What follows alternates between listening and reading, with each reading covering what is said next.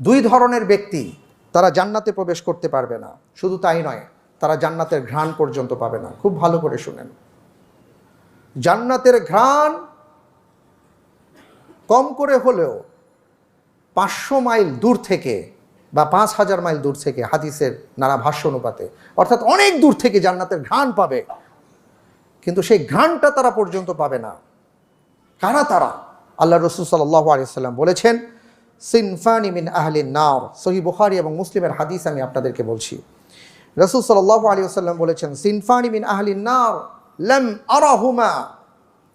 দুই শ্রেণীর ব্যক্তি আছে আমার উম্মতের মধ্যে, যাদেরকে এ পর্যন্ত আমি দেখি নাই। অর্থাৎ আল্লাহ রসুল সাল্লাল্লাহু আলাইহি ওয়াসাল্লামের যুগে এই দুই ধরনের ব্যক্তি তখনও পর্যন্ত ছিল না, কিন্তু রসুল সাল্লাল্লাহু আলাইহি ওয়াসাল্লাম অগ্রিম আমাদেরকে সতর্ক করে গেছেন।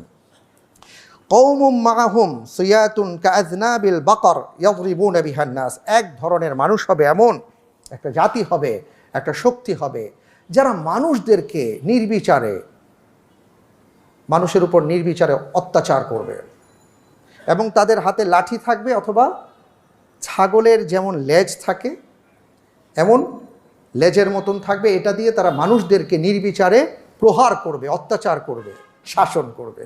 রাসূল সাল্লাল্লাহু আলাইহি ওয়াসাল্লাম বলছেন, এদেরকে আমি এখনো দেখি নাই। এরা হলো এক শ্রেণীর লোক, যারা জাহান্নামে যাবে। শুধু তাই না, জাহান্নামে যাবে তো শুধু তাই না, জান্নাতের ঘ্রাণ পর্যন্ত তারা পাবে না। দ্বিতীয় শ্রেণীর লোকের কথা রাসূল সাল্লাল্লাহু আলাইহি ওয়াসাল্লাম বলেছেন, ওয়ানিসাউন কাসিয়াতুন আরিয়াতুন মুমিলাতুন মাইলাত। ওই সকল নারীরা আমার উম্মতের মধ্যে যারা মুসলমান, যাদের নাম হবে ফাতিমা, আয়েশা, এইভাবে তাদের নাম হবে, কিন্তু তাদের অবস্থা কি হবে? তাদের পোশাক হবে এমন যে পরেছেন পোশাক, কিন্তু সেই পোশাক পরার পরেও আসলে তাদের মনে হবে না যে তাদের গায়ে কোনো পোশাক আছে। আমি পুরো হাদিসের শব্দিক তর্জমা না করে ভাব অর্থটা আমি আপনাদের সামনে তুলে ধরলাম। রাসূল সাল্লাল্লাহু আলাইহি ওয়াসাল্লাম বললেন, লা ইয়াদখুলুনাল জান্নাহ, অথবা লা ইয়াদখুলনাল জান্নাহ। এরা জান্নাতে যেতে পারবে না। এরা নামাজ পড়বে, এরা রোজা রাখবে, কিন্তু তাদের পোশাকের কারণে, তাদের বেপরদার কারণে তারা জান্নাতে যেতে পারবে না। ওয়ালা ইয়াজিদনা রিহাহা। জান্নাতের তারা ঘ্রাণ পর্যন্ত পাবে না। যদিও রাসূল সাল্লাল্লাহু আলাইহি ওয়াসাল্লাম বলেছেন, ইউজাদু মাইসারাতিন কাযা ওয়া কাযা। যদিও এই জান্নাতের ঘ্রাণ অনেক দূর থেকে পাওয়া যায়। আল্লাহু আকবার। আমরা অনেকে বুঝি না। আমরা অনেক ক্ষেত্রে যেটা করি, আমাদের মাদের কথা বলবো, আমাদের আপাদের কথা, বোনদের কথা বলবো, যে আপনি পর্দার সাথেই চলার চেষ্টা করছেন, কিন্তু আপনার মেয়ের বয়স 14, 15, 18, 20। আপনি পর্দা করেন, কিন্তু আপনার মেয়ে তো পর্দা করছে না। আপনি ভাবছেন ওর পর্দার এখন দরকার নেই, ছোট মানুষ।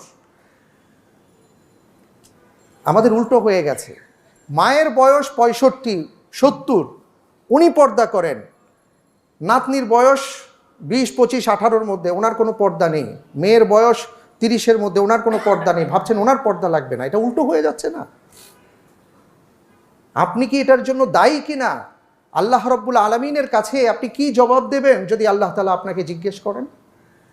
দেখেন, এটা আমি আমার কথা বলছি না বোনেরা, আমি এটা কোরআন এবং সুন্নাহ থেকে কথাগুলো বলছি। আল্লাহ রাসূল সাল্লাল্লাহু আলাইহি ওয়াসাল্লাম বলেছেন, কোনো মেয়ের পোশাক যদি এমন হয় তাহলে সে জান্নাতে যেতে পারবে না।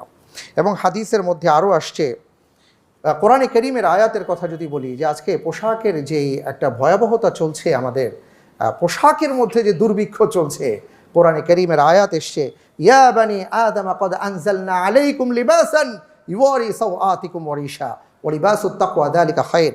আল্লাহ সুবহানাহু ওয়া তাআলা সূরা আরাফের 26 নম্বর আয়াতে বলছেন, এই পোশাক যেন তেন কোনো বিষয় না। ক্বাদ আনজালনা আলাইকুম, আনজালনা শব্দ হয় যখন উপর থেকে নাজিল করা হয়। এটা পৃথিবীর কোনো মানুষ পোশাক প্রথমেই পড়ছে, ব্যাপারটা এমন না।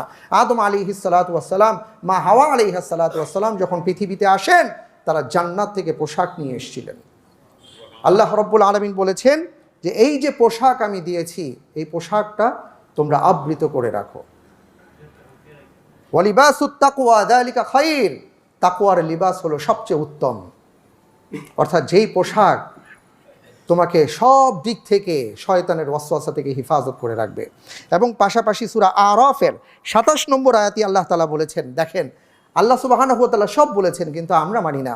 ইয়া বানি আদম লা ইয়াফতিনান্নাকুমুশ শায়াতান কামা আখরাজা আবাওয়াইকুম মিনাল জান্নাহ ইয়ানজিউ আনহুমা লিবাসাহুমা লিউরিয়াহুমা সাওআতিহিমা।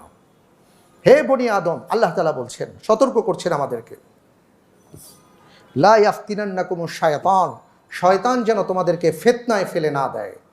শয়তান এমনভাবে তোমার সামনে উপস্থাপন করেছে, তুমি এখন ওয়েস্টার্ন কালচারের যে সকল পোশাক, এটা কি নিজের পোশাক ভাবতে শুরু করেছো।